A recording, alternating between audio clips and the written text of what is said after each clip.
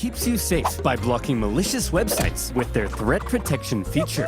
With NordVPN, you can also connect to other territories and take advantage of better deals or content not available in your country. And if you don't like it, it comes with a 30-day money-back guarantee. So go to nordvpn.com/oversimplified to get an exclusive deal with a huge discount and 4 extra months. That's nordvpn.com/oversimplified. And as always, you'll be supporting my channel. So thank you. Now, where were we? Oh yeah. Carthaginian tears, a child of war, and the Carthaginian conquest of Spain. The Carthaginian recovery had been staggeringly quick, and Rome was seriously alarmed.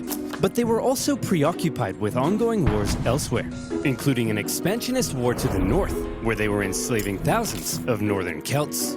So for now, to keep Carthage in check, the Romans insisted on a new treaty.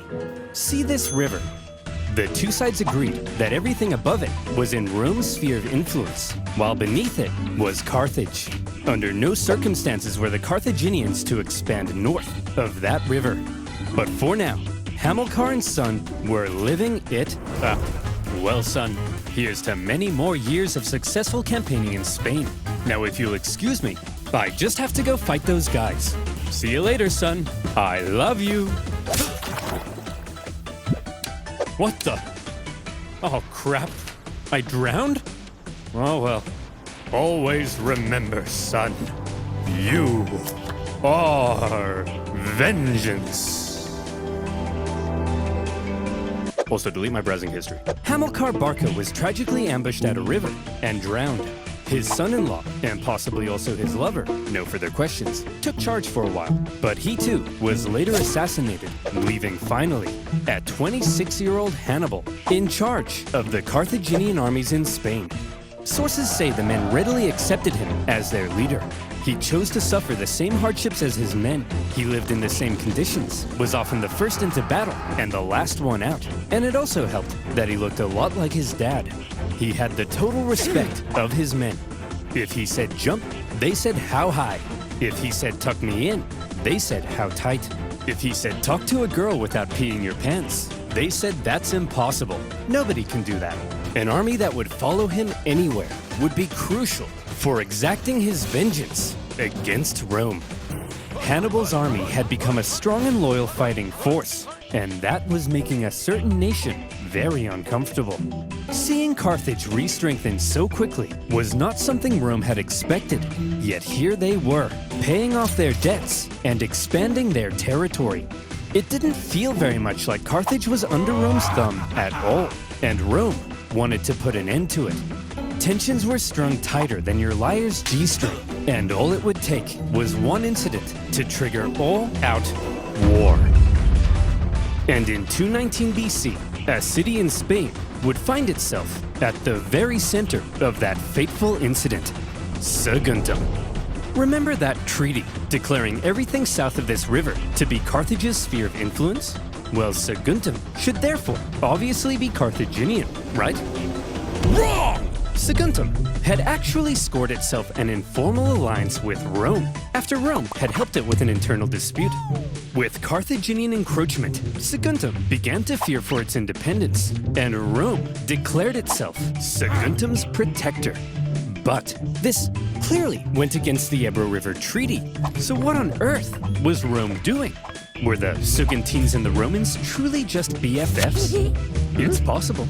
Or was Rome deliberately trying to interfere with Hannibal's Spanish expansion and maintain a staging post for a future war with Carthage? More likely. And Hannibal certainly viewed this Rome-Saguntum alliance as an outrage. Yet another example of Roman arrogance. At first, he left Saguntum alone.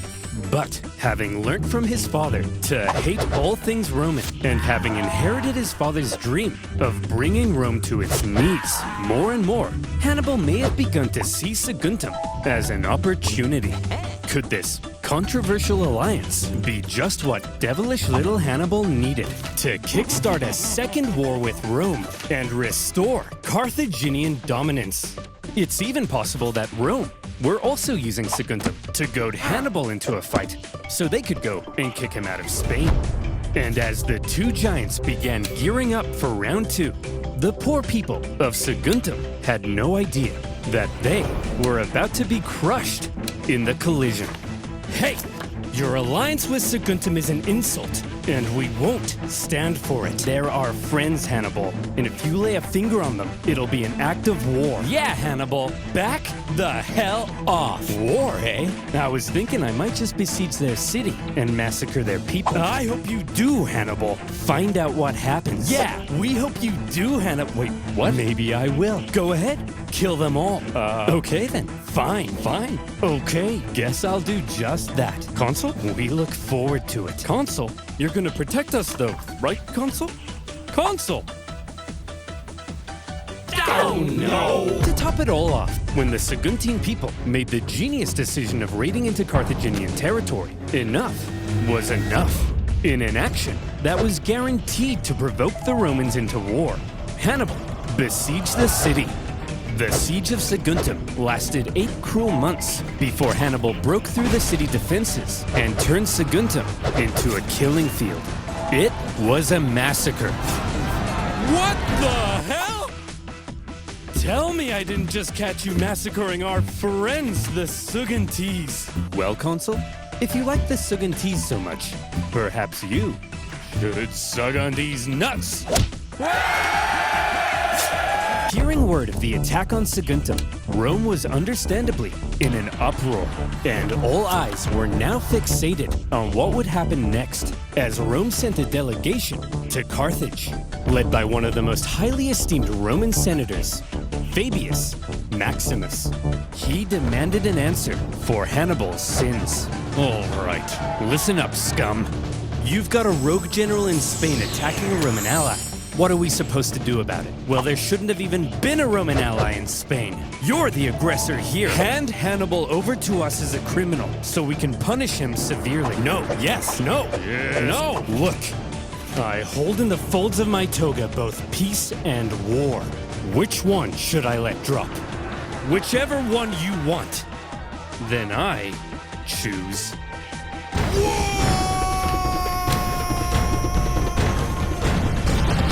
The Second Punic War had begun.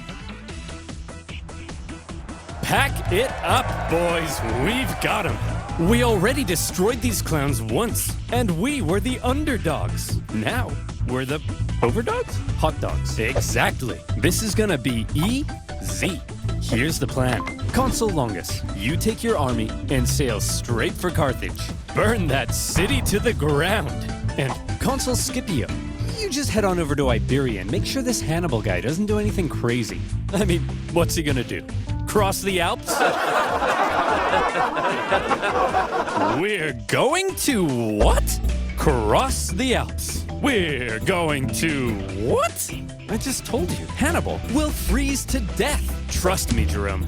The Romans are expecting us to fight the same way we did last time, passively, taking no initiative.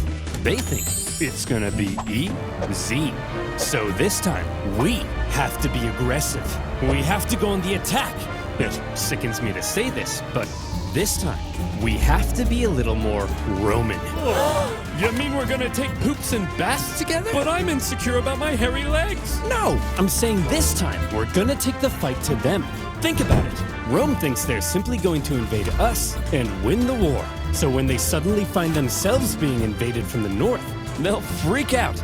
Like Tony's mother, when the buffet runs out of shrimp. Hey! I gotta admit, it's actually kind of genius. And my hairy legs will insulate me from the cold. That's the spirit. Hannibal, you have my sword, and my spear, and my legs. Ugh. Hannibal's plan, a daring alpine trek to surprise the Romans, was a bold but risky strategy. If it paid off, he could catch the Romans with their pants down, but he could also end up losing a ton of men and supplies in the hostile mountain conditions. Nevertheless, in 218 BC, with a fire in his eyes and some vengeance in his belly, Hannibal brought his force of almost 100,000 men across the Ebro River. They spent months on the road, trekking through the cold, hostile mountain conditions. And when they finally reached the other side, they said, "Hooray! We did it! We crossed the Alps." No, those were the Pyrenees. Those are the Alps.